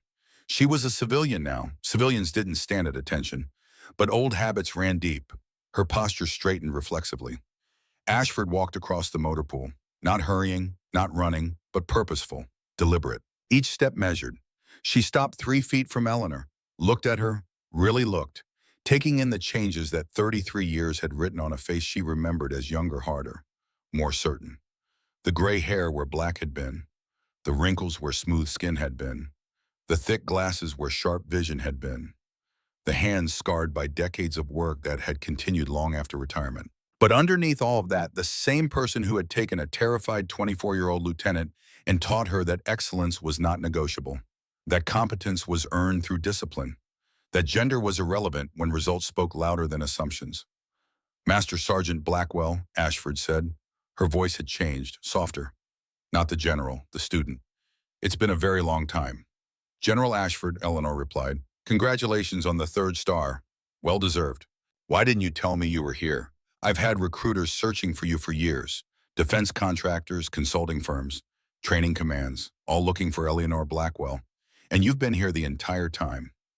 Eleanor shrugged slightly. Had a job to do, had a family to support, didn't seem relevant. Ashford turned to face the assembled soldiers. Caldwell, Maya, Sullivan, Pritchett, a dozen others who had gathered to watch the inspection. This woman, Ashford said, her voice resuming its command tone projecting across the bay, trained me in 1993. I was a 2nd lieutenant, first all-female tank crew in United States Army history. There were people who wanted us to fail, men who believed women couldn't handle armor, who sabotaged our equipment, who spread rumors that we were a political stunt destined to collapse under the weight of reality. She paused, let the words settle. Master Sergeant Blackwell didn't just teach us mechanics. She taught us how to be undeniable, how to be so competent that our critics had no ammunition, how to succeed with such perfection that failure became impossible. Her voice softened slightly. Because of her training, my crew won the Fort Hood maintenance competition against 23 all-male crews. Because of her example, I stayed in the Army when I was ready to quit. Because of her belief in excellence over excuses, I'm standing here today wearing stars I never thought I'd earn. The motor pool had gone completely silent. Every soldier listening, every word landing with testimonial weight. Ashford continued. Master Sergeant Blackwell earned a Silver Star during Desert Storm. She saved 11 lives while under mortar fire. She's forgotten more about armor maintenance than most of us will ever learn in complete careers. She turned back to Eleanor. And she's been sweeping floors at Fort Stewart for 6 years while I've been searching for her. Eleanor met her gaze steadily. I wasn't hiding, General. I was working. There's a difference. Why here? Why this? You could have had consulting contracts worth 6 figures, training commands, leadership positions. Eleanor considered how to explain a choice that was simultaneously simple and impossible to articulate to someone who hadn't lived it. My daughter has lupus, she said finally. Simple statement of fact. Treatment costs $9,000 a month. My grandson has severe asthma. His medication is $1,500 a month. Insurance covers some. Not enough. This job pays $41,000 a year and includes health benefits that cover my family. She paused. I was offered consulting contracts, multiple times, high pay, but they required travel. 6 months in Afghanistan, 4 months in Kuwait, 2 months in Germany. I can't hold my daughter's hand from 7,000 miles away, General. I can't read to my grandson when he can't breathe if I'm on a different continent. She met Ashford's eyes. So I sweep floors, I clean bathrooms, I empty trash cans, and every night I go to the hospital and I'm present. That's not a compromise. That's a choice, and I'd make it again. The silence that followed was different, not uncomfortable, reverent, understanding settling over the assembled soldiers like snow. Ashford nodded slowly, respect written across her features. Master Sergeant, I'm going to ask you something, and I'm not just asking. I'm making this an official request that I expect you to seriously consider. Eleanor waited. I need you. The Army needs you. These soldiers need you. Ashford gestured toward Caldwell and his team. We have the best equipment in the world, the best technology, the best diagnostic systems, but we're losing the fundamentals. We're training mechanics who can read a computer but can't listen to an engine, who can follow a technical manual but can't improvise when the manual doesn't cover the situation they're facing. She stepped closer. I want to hire you as a senior technical advisor, GS-14 pay grade, $115,000 per year, full medical benefits for you and your entire family, 25 hours per week, flexible schedule. You choose your own hours around your family obligations. Your sole responsibility is to teach the fundamentals, the things computers can't measure, the skills that separate competent mechanics from masters. Eleanor was quiet, processing, calculating, 25 hours per week, evenings still free, salary that would cover Lillian's treatments with money left over, benefits that would eliminate the medical debt that had been crushing them for years. 25 hours, she said. I'd need evenings free for hospital visits. Whatever schedule works for you, your time is yours to manage. And I'd want to choose my first student, someone who's ready to learn, someone who listens. Absolutely, your program, your rules. Eleanor looked at Maya Okonkwo, young specialist with hunger in her eyes, intelligence waiting to be refined, talent waiting to be developed. Her, Eleanor said, Specialist Okonkwo, she asks the right questions. She listens before she speaks. She'll learn. Maya's eyes went wide with shock. Me, Master Sergeant, You're exactly what this program needs, Eleanor interrupted. Someone who understands that competence is built through attention, through curiosity, through refusing to accept that the way things are is the only way they could be. She turned back to Ashford. One more condition, General. Name it. I keep the broom, part-time, I still clean, maybe one day a week, maybe just my old sections. Eleanor's expression was serious. It reminds me where I came from, keeps me humble, prevents me from thinking that teaching mechanics makes me better than the people who keep this base functional. Service is service. Every job has dignity. I won't forget that. Ashford smiled, genuine warmth breaking through General's reserve. Deal. Keep the broom. Keep whatever reminds you of who you are. She extended her hand. Eleanor took it. They shook. Not general and sergeant, not officer and enlisted. Two women who understood that service came in many forms, and all of them mattered when performed with excellence. When can you start? Ashford asked. Tomorrow morning, 0700. I'll need a classroom, a tank I can use for demonstrations, and 6 students who think they already know everything. Done. I'll have my staff coordinate the details. Ashford turned to leave, then paused. Looked back. Blackwell, one more thing. General, thank you for what you taught me 33 years ago, for who you helped me become. I wouldn't be here without you. Eleanor's expression softened fractionally. You earned those stars yourself, General. I just showed you where the tools were kept. You did the work. Ashford nodded, saluted. Crisp, perfect, held it. Eleanor Civilian now returned it anyway. Some gestures transcended regulations. Some forms of respect required acknowledgement. The general's convoy departed. The motor pool returned to normal operations. Soldiers dispersed to their duties. But something fundamental had shifted. The invisible woman was visible now. The janitor was a master sergeant. The person they had dismissed for 6 years was the person they needed most. Eleanor returned to her corner, picked up her broom. Caldwell approached. Master Sergeant, you don't have to do that anymore. You're an advisor now. Sweeping floors isn't what? Eleanor interrupted gently. Isn't important. Every job on this base matters, Sergeant. The person who sweeps these floors keeps them safe to walk on, keeps debris from entering machinery, maintains standards. That has value. She started sweeping. Besides, I told the general I was keeping the broom. I meant it. She worked until 1700 hours, her normal quitting time. Then she secured her equipment, locked the supply closet, and drove to the hospital. Memorial Health University Medical Center, room 447. The same room where she started every day.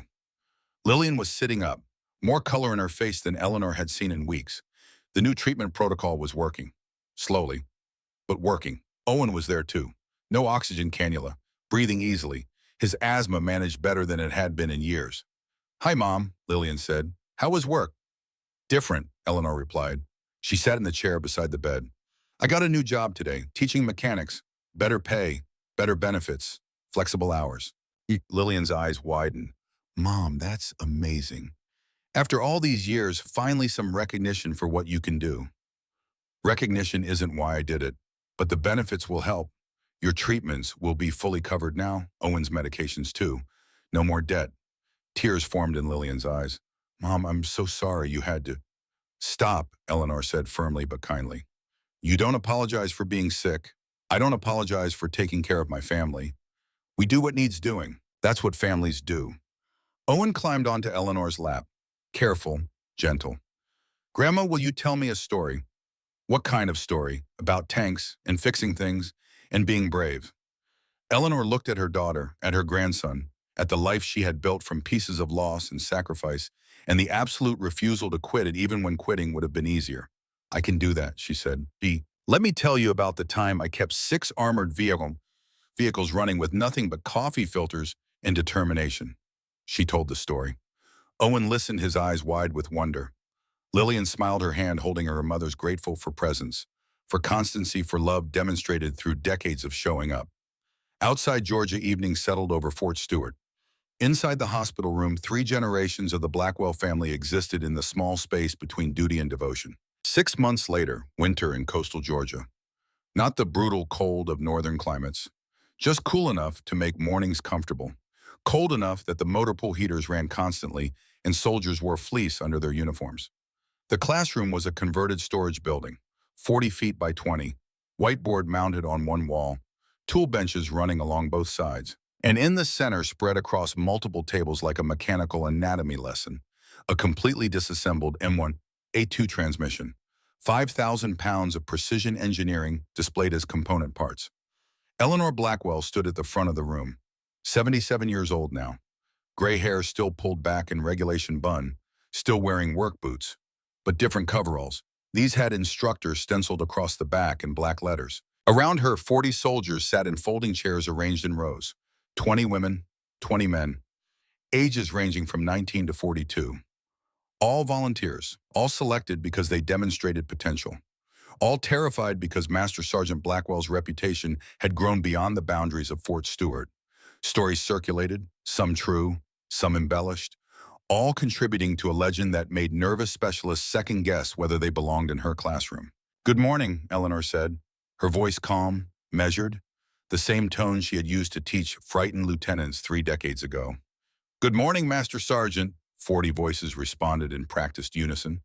"Today, we're going to talk about failure," Eleanor continued. "Not the kind where a part breaks, not the kind where a system malfunctions, the kind where you stop listening because you think you already know the answer. That kind of failure kills people. It destroys equipment. It costs missions. And I will not train mechanics who allow their arrogance to endanger others." She picked up a transmission gear from the table, held it up so everyone could see. "Who can tell me what this is?" A dozen hands went up immediately. Eleanor pointed at a young specialist in the front row. Male, early 20s, confident expression. "It's a third-gear cluster, Master Sergeant. Part number 12345-789. Manufactured by General Dynamics Land Systems. Rated for 12,000 hours of operation under standard conditions." "I didn't ask you to recite the technical manual," Eleanor said gently. "I asked what it is." Confusion crossed the specialist's face. "It's a gear," Eleanor nodded. "It's a gear. Specifically, it's a component that transfers rotational force from the engine to the final drive.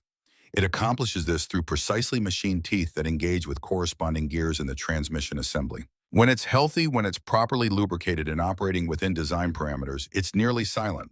When it's failing, it produces a distinct sound, a high-pitched whine, like a mosquito you can't quite locate.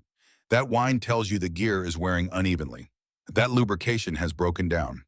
That failure is imminent, even though your diagnostic computer might not register a problem for another 100 hours. She set down the gear, picked up a bearing assembly. "This is a bearing. The manual will tell you its load rating, its tolerance specifications, its recommended replacement interval. All useful information. But the manual won't tell you that a failing bearing sounds like gravel in a coffee can when you spin it by hand. It won't tell you that you can feel the vibration pattern change through the hull plating 3 seconds before the computer detects temperature deviation." She looked around the room, making eye contact with each student, ensuring they understood this wasn't theoretical knowledge. This was survival information. Computers are excellent tools. Use them, trust them, but trust your senses first. Because sensors fail, computers glitch. Diagnostic systems give false readings when subjected to extreme temperatures or electromagnetic interference. Your ears don't malfunction. Your hands don't produce false positives. Your instincts, properly trained and properly trusted, are more reliable than any equipment the Army will issue you. She spent the next 2 hours teaching them to listen, to feel, to read machines the way others read books, to understand that metal spoke a language that no computer could fully translate. At 0930, she called a break. Students filed out for coffee and bathroom visits. Maya Okonkwo remained behind, sergeant now, promoted 4 months ago. She served as Eleanor's primary assistant, learning not just mechanics but pedagogy, how to communicate complex concepts simply, how to inspire without intimidating, how to pass knowledge forward in ways that stuck. You're really good at this, Maya said, helping Eleanor organize components for the next demonstration. Eleanor shrugged. Had practice. Been teaching one way or another for most of my career. Can I ask you something personal? You can ask. Can't guarantee I'll answer. Maya hesitated, then committed. Why did you really come back? The money helps your family. The benefits are excellent. But you could have kept saying no. What actually changed your mind? Eleanor was quiet for a long moment, looking at the transmission parts spread across tables like pieces of a puzzle waiting to be reassembled. I was hiding, she said finally, not from the world, from myself. I told myself I was serving by sweeping floors. And I was. Service is service, regardless of the task. But I was also afraid. Of what? Of being seen, of mattering again, of being responsible for outcomes beyond my own survival.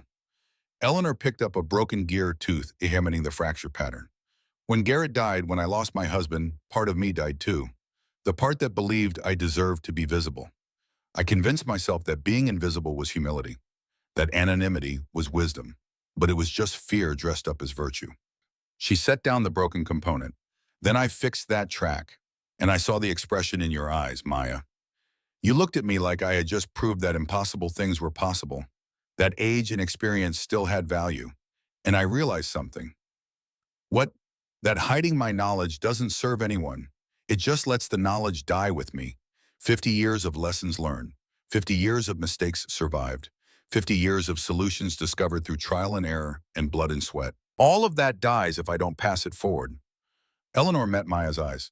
So I came back, not for recognition, not for validation, because knowledge is only valuable if it's shared, and I have lessons that deserve to outlive me. Maya nodded slowly, understanding settling into her expression. Thank you for teaching me, for believing I could learn when others didn't. You're welcome. Now go get coffee. We have 3 more hours before lunch, and I need you sharp. Maya left. Eleanor stood alone in the classroom, surrounded by metal and memory, and the quiet satisfaction of purpose rediscovered. The door opened.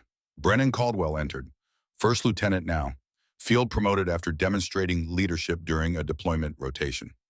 Officer candidate school completed, leading a maintenance platoon with competence earned through humility. Master Sergeant, got a minute?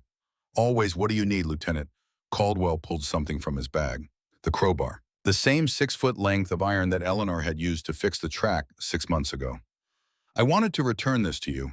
I've been keeping it in my office, but it belongs here, in the classroom, where a student can see it, where it can teach. Eleanor took the crowbar, felt the familiar weight, the balance, the memory of leverage applied precisely. Good thinking, Lieutenant, but I have a better idea. She walked to the wall, mounted 2 heavy-duty brackets at shoulder height, placed the crowbar horizontally across them. Underneath, she attached a small brass plaque, engraved letters that caught the light, the Blackwell method. Physics, patience, precision. Give me a lever long enough and a fulcrum on which to place it, and I shall move the world. Archimedes Caldwell stood back, looking at the display. Perfect, absolutely perfect. It's a reminder, Eleanor said, that simple tools properly applied can solve complex problems. That technology is wonderful, but fundamentals are eternal. That sometimes the answer isn't in the computer or the manual. Sometimes it's in understanding the basic principles that underlie everything we do. She turned to face him. You've come a long way, Lieutenant, from the sergeant who told a janitor to stay in her lane. Caldwell had the grace to look embarrassed. I was an arrogant idiot. You were young and you learned. That's all that matters. The Army doesn't need perfect soldiers. It needs soldiers capable of learning from mistakes and becoming better. I learned from the best. Eleanor smiled slightly. You learned from failure, Lieutenant. That's the only teacher that matters. I just pointed out what the failure was trying to teach you. Students returned. Class resumed. Eleanor taught with the patient intensity of someone who understood that every lesson delivered was an investment in future readiness. In soldiers who would deploy to dangerous places, in mechanics who would maintain equipment that kept other soldiers alive. The day continued. Morning became afternoon. Afternoon became evening. At 1700 hours, Eleanor ended the class. Tomorrow we discuss hydraulic systems in detail. Come prepared to get your hands dirty. Literally dismissed. Students filed out, respectful, attentive, already transformed from the uncertain specialists who had walked in 3 months ago. Eleanor cleaned the classroom, not because regulations required it, because leaders who expected others to maintain standards should demonstrate those standards personally. At 17:30, she locked the classroom, walked to her truck, drove to Memorial Health University Medical Center. The drive had become routine again, but different now, not burdened by financial anxiety, not weighted by uncertainty about whether she could afford next month's treatment.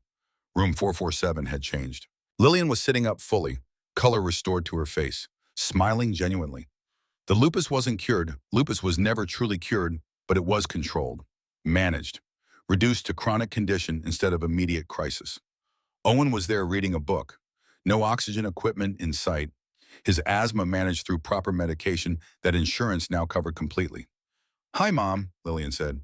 "How was teaching?" "Productive. Disassembled a transmission today.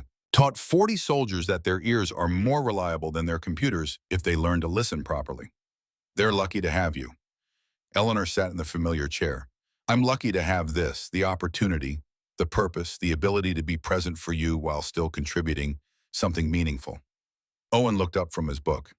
"Grandma, they're releasing us tomorrow. Doctor said Mom's stable enough for outpatient treatment." Eleanor felt relief flood through her. "That's excellent news. You'll both come stay with me for a while until your strength is fully back."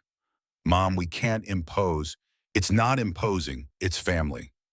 Eleanor's tone left no room for argument. "I have space, I have time, and you need support during recovery." Discussion closed. Lillian smiled, tears forming. "Thank you for everything, for the sacrifices you made, for the years of sweeping floors so we could have insurance, for never giving up on us. You don't thank family for being family, baby girl. We do what needs doing." Owen climbed onto Eleanor's lap one more time. "Grandma, tell me a story." "What kind tonight?" "About teaching, about passing things forward, about how knowledge never dies if you share it." Eleanor looked at her daughter recovering, at her grandson thriving, at the life she had built from fragments of loss in an absolute refusal to surrender to circumstances. "Let me tell you about the first class I ever taught," she began. "Fort Knox, 1978. I was 28 years old. The Army had just started allowing women in maintenance specialties. I was assigned to teach basic diagnostics to a class of recruits who thought a woman couldn't possibly know anything about armor." She told stories until Owen fell asleep, until Lillian's eyes grew heavy, until visiting hours ended and she kissed them both goodnight. She drove home through winter darkness, parked her truck, climbed the stairs to her apartment. Tomorrow the alarm would ring at 0445, same as it had for decades. But she would wake knowing she mattered, knowing her knowledge had value, knowing that somewhere in a classroom at Fort Stewart, a crowbar hung on a wall as testament to a simple truth. Leverage properly applied could move mountains. Simple solutions backed by experience and wisdom could solve problems that complexity only complicated. An old woman with a broom had changed the world, not by announcing her intentions, not by demanding recognition, but by showing up, by doing the work, by being excellent when the world expected mediocrity. Eleanor Blackwell had been invisible for 6 years. Now she was visible, teaching, leading, serving in a new capacity, but with the same heart that had sustained her through 50 years of military service. The floors at Fort Stewart were still swept. Twice a week, Eleanor did it herself. Not because she had to, because she chose to, because every job had dignity when performed with pride. The tanks were maintained by mechanics who had learned to listen before they looked at computers, to trust their senses as much as their sensors, to understand that mastery was built through patient attention to fundamentals. And in a classroom storage building, a crowbar hung on a wall as silent witness to physics, impatience, and precision. Eleanor prepared for bed, set her alarm, laid out tomorrow's clothes. She looked at the photographs on her wall one final time, the timeline of a life measured in service and sacrifice, and the absolute refusal to quit. Young woman beside an M60 tank. Wedding photo with Garrett. Lillian's birth announcement. Garrett's funeral program. Recent photo of Lillian and Owen in the hospital. And now a new photograph, added just last week. Eleanor standing with 40 students in front of her classroom. All of them smiling. All of them proud. She was 77 years old. She had buried her husband, had raised her daughter alone, had watched that daughter fight a disease with the same determination Eleanor brought to every battle, and now finally she had found purpose beyond survival. Legacy beyond herself. The Blackwell method would outlive her, would be taught to students who would teach other students, would spread through the Army like doctrine that couldn't be written in manuals, but could only be demonstrated and absorbed and passed forward. Physics, patience, precision, simple principles, eternal truths, passed from one generation to the next by a woman who understood that the best way to honor the past was to invest in the future. Eleanor Blackwell closed her eyes and slept. Tomorrow she would teach, would pass forward lessons earned through decades of showing up and doing the work and refusing to accept that age-diminished value. Tomorrow she would continue serving, not in uniform, not with rank, but with wisdom earned through blood and sweat and the absolute commitment to excellence that defined her entire life. Tomorrow she would matter. Not because someone had finally recognized her, but because she had chosen to matter, had chosen visibility, had chosen to share instead of hiding. Because sometimes the world doesn't need another hero. It just needs a teacher with a crowbar and the courage to use it. And Eleanor Blackwell had both.